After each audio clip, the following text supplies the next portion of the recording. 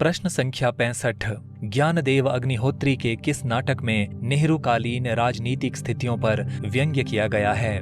वतन की आबरू, माटी जागीर, नेफा की एक शाम या शुतुरमुर्ग? सही उत्तर है शुतुरमुर्ग।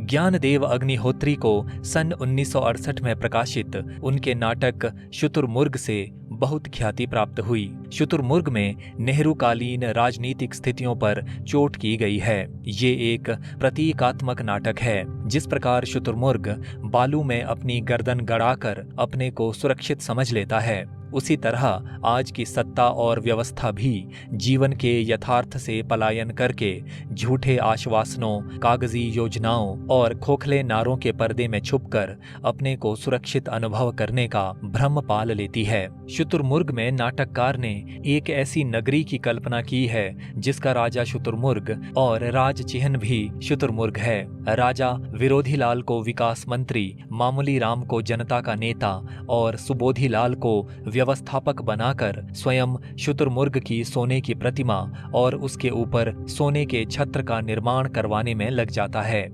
जनता भूख से मरती रहती है और राजा शुतुरमुर्ग की प्रतिमा के निर्माण में स्वर्ण मुद्राएं खर्च करता रहता है। इस प्रकार पूरा नाटक व्यंग्यात्मक है।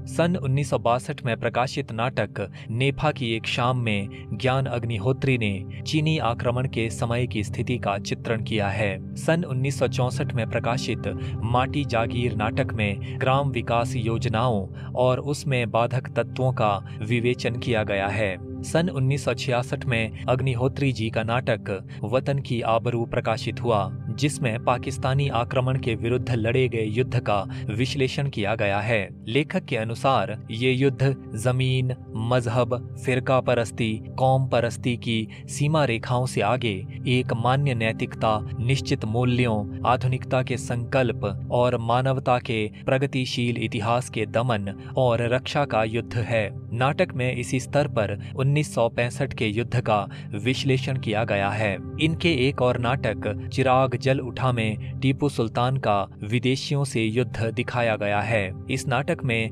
हिंसात्मक वृत्ति की निरर्थकता का प्रतिपादन किया गया है। वस्तुतः ज्ञान अग्निहोत्री की प्रसिद्धि का आधार शुतुरमुर्ग ही है।